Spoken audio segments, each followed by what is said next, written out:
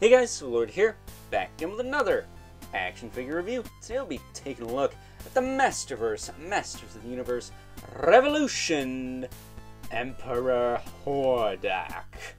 This, of course, is brought to us by the fine folks over at Mattel. And spoiler alert, in case you haven't checked out my Masters of the Universe Revolution review that I did quite some time ago, right around the time the show came out, obviously.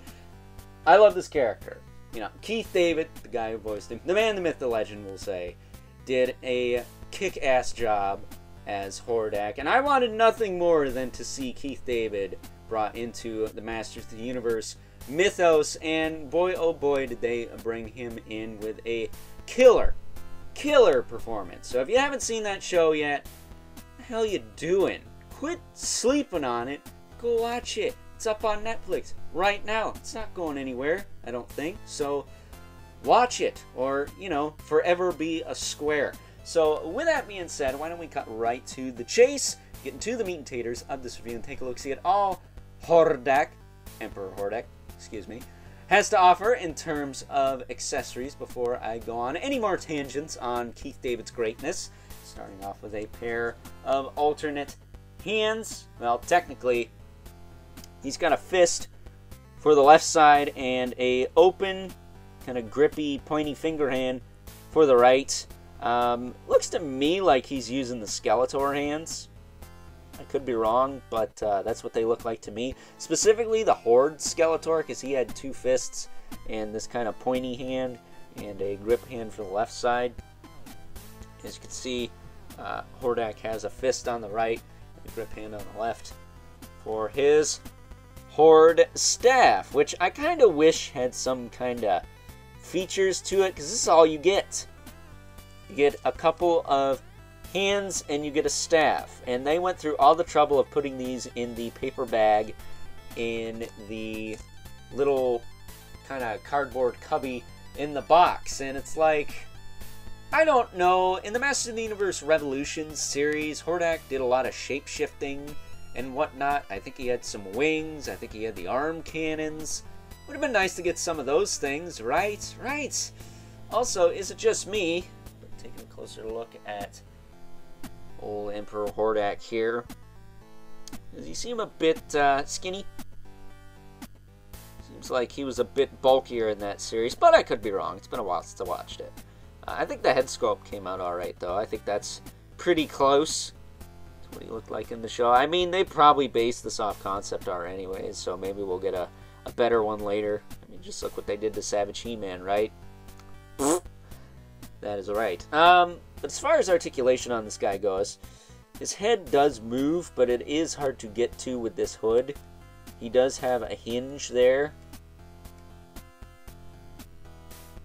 but it's very difficult to use because of the way the hood is. So if I can bring his head out a little bit so I can start rotating it for you, it does rotate quite a bit, and it does tilt a little tiny bit, but it doesn't move a ton, so be wary of that. This piece is glued on.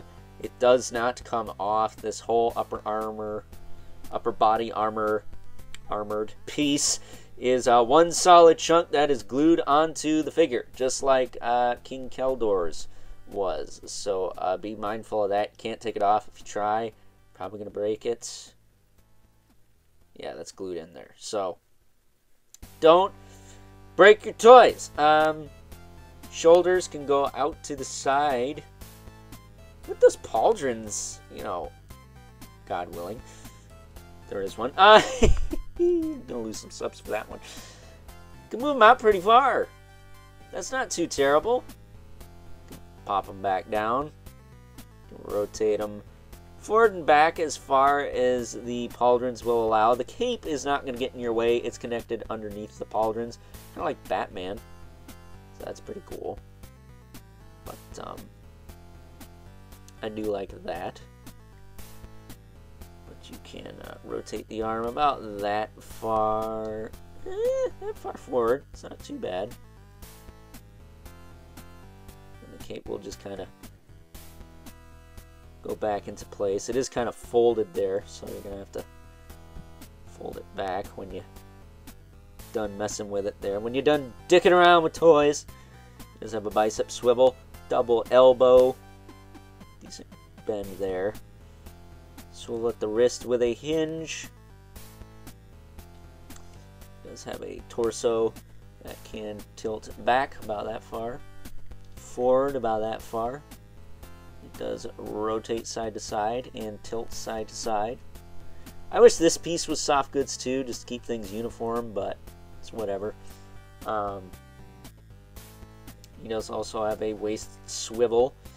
You can see that he does have a kind of tunic mid-torso going on there. I think King Keldor had one of those too. And if we get up close and personal, we'll cover his eyes so he doesn't see what we're about to do with him. We're going to peel up this skirt thing here so we can get a better look at the leg articulation, because you can peel this up like quite a bit. It's a little tricky, but it can be done. There is something to talk about in terms of his leg articulation here, so if I can get this pulled up enough. Let's see, we can pull this up a little more. Alright, that's probably as far as we can go. So as far as his legs go, he does have the dreaded drop-down hips, but thankfully they're not stuck on him. And then, of course, he has the ball socket hips, so they can kick forward and back. They can kick out. They're not going to kick out worth a shit with this thing down, so that's why I pulled it up. Then he has a thigh cut, and on mine, at least, the peg kind of twists in the socket, and I've done everything I can to try and fix that, but nothing works, because they use this weird, I don't know what it is, but it feels almost like wax, kind of plastic for the hip joints. I don't know what's going on over at Mattel, but I wish they'd go back to what they were using with the Masterverse figures. I think it was PVC initially, but they switched it to this type of stuff, I think, when Hordak, the new Eternia version, came out. So I hope they go back to using the PVC hip joints, because these don't really react to heat whatsoever, and they also don't react to my nail file all that much. So trying to fix it, not really an option. I put some soap in there and did all that, but it's still like gets pretty stuck.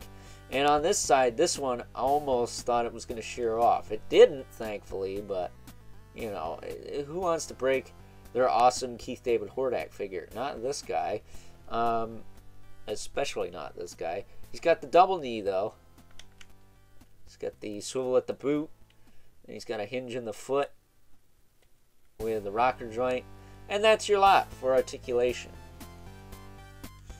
So pulling this thing down. Whoop. He looks imposing as heck. I said he could have warranted from being a little bigger, but I digress. I still think it's an awesome figure, despite its shortcomings. Has the potential to be my Masterverse figure of the year because it is Keith David as Hordak, not just another Hordak. I did really like the Princess of Power one. I kind of wish that's what they did with this one, just because he is such a big character, and I don't know what other versions we could see of him in the future. I know he's, spoiler alert by the way, for those of you who haven't seen the series, allegedly rumored to come back. If you watch the whole series, you know what I'm talking about. But yeah, I really like this figure. I like it a lot. But I don't care for the Masterverse hip joints since that new Eternia Hordak came out. And I think he was the very first figure, and the only figure in that wave that he was in to have those. So very odd that they went down that route, but it is what it is, I'm afraid.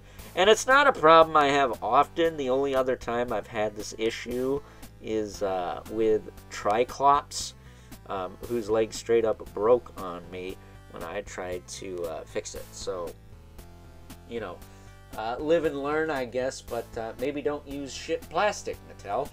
So that being said, it's time now that we move right along. Take a look at some size comparisons. First up, here is good old Hordak, Emperor Hordak, excuse me, alongside a couple other characters that made an appearance throughout the Masters of the Universe Revolution series over on the old Netflix. We have Skeletek Still the Lord of Destruction, despite the fact he looks like some weird Spawn reject. I mean, seriously, underrated figure. As well as a Battle Armor He-Man, who I managed to find the power sword that came with Wildor, so I kitted him out with that, as well as his good old battle axe there. You can see what he looks like holding both weapons. And I don't know, is it just me, or does Hordak feel like he could have been a little taller, maybe a little bulkier? Because in the show, he was imposing as fuck. And here, it doesn't look like he can go toe-to-toe with either of these guys. He just seems kind of small. But that's just me, I guess. Maybe the whole reason he was imposing as fuck was because of good old Keith David. Just saying. Talent like that can go a long way. So if I can get things situated without whacking the DC Multiverse figures I have sitting on screen. Our two regulars, the Mythic Legion's Brother Mandibilith, and the infamous K11 Spawn, who I think might be taller than him. He is, just by a little bit though. It's like the Cyclone we looked at, was it yesterday? Yeah, yesterday I believe. A little bit taller, but not towering. So, with that being said, it's time now that we wrap things up with some final thoughts, but not before we induct good old Hordak here into the Men in Red and Black Club. Oh yeah! Just look at him. He's wearing red and black. Perfect. Overall, my thoughts about the plastic utilized on the hips aside, I really think that good old Hordak, Emperor Hordak, excuse me, would have benefited from a bit of a deluxe release, because this version of the character did an awful lot other than just stand there wielding a staff in the Masters of the Universe Revolution series over on ye old Netflix. So maybe someday Mattel will go the distance, just like Hercules in the Disney film, and give us a Hordak with all the bells and whistles from Masters of the Universe Revolution. But until then, if you just want a basic, bare-bones Hordak from that series, I think this is pretty solid, for the most part. So, with that being said, I hope you guys enjoyed this review. Until next time, I'll catch you guys later.